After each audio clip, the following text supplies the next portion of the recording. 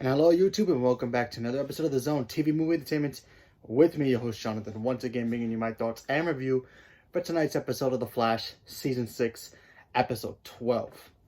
Gotta say, this was a pretty dang good episode tonight. I gotta admit that right off the back.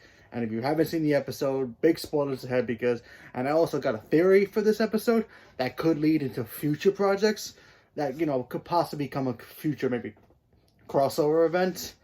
Because this thing left a huge Easter egg, and I don't know if anybody else is going to notice it, but I sure did notice it. I'm already opening that Pandora's box for it. So let's begin. So if you haven't seen the episode, I highly recommend you checking it out. Give me 1 second. I just wanted to make sure my TV is off. Sorry, I just had to make sure. So let's do this right away. So remember when Iris was acting strange and weird and acting like kind of like more of a badass than she usually is, and we knew that Iris was getting a new transition for this season, and she was going to become more of a reporter, do her own thing, but sometimes help the team whenever she values her career. Well, we got that in this one, but now we got to see the new Iris, which is basically from another dimension. That's right. And I was afraid that this Iris was from another Earth, and we're gonna get the doppelgangers again. And I was up to here with the doppelgangers. I think we should be done with that. I think it should be closed. But we find out where our Iris is, our own Iris, that she got sucked into some weird mirror that we had no idea what happened to her. We thought she got sucked into another Earth or something. But then we find out, for confirmation, that she is in a parallel world, which is in our Earth, which is Earth Prime, but reverse. Think of it as a Bizarro world. If you know the Bizarro world in the comics, that's where some of the DC heroes live, but opposite what they actually are in their own world. And some of them are crooked, some of them are bad, some of the bad guys are good guys. It's very, very upside down Alice in Wonderland type of a feel to it. So we found out she's there, stuck not only by herself, but there's also another scientist who ran a company, ran the company that had the mirror that she was investigating. She was in there as well. She's been stuck in there for, I guess, years. And while that's all going down, we got to see Barry pretty much once again do nothing.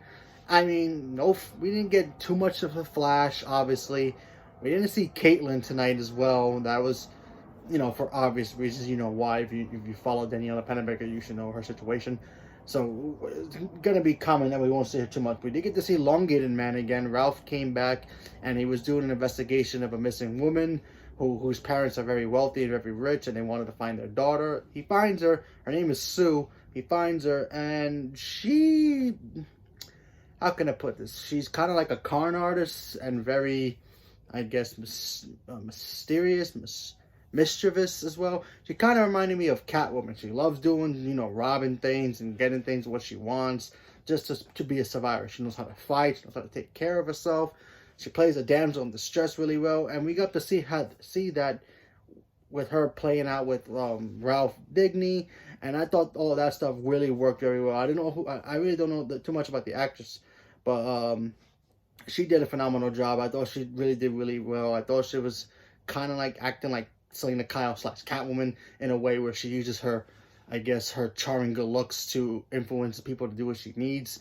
And she kind of used Ralph in this episode. So we got to see him not only teaming up with her to get some diamond that she wanted, and we find out later on it's connected to the black hole thing.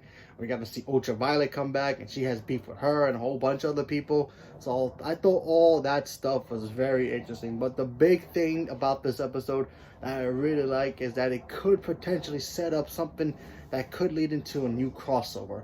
Look, gotta be honest, if you see my crossover reaction, this year's crossover wasn't that good, but they could redeem themselves of what my theory is of what this whole another dimension thing can lead into. So in the comics, in the DC comics, there's another dimension where the Justice League are pretty much there, but they pretty much are overlords of the world. They are in charge. They pretty much run the government. Superman is known as Ultraman. And, Batman's there as well. He's known as Owlman, and they pretty much run the world their own way, in their own shape and form. They pretty much do whatever the heck they want to, pretty much establish peace.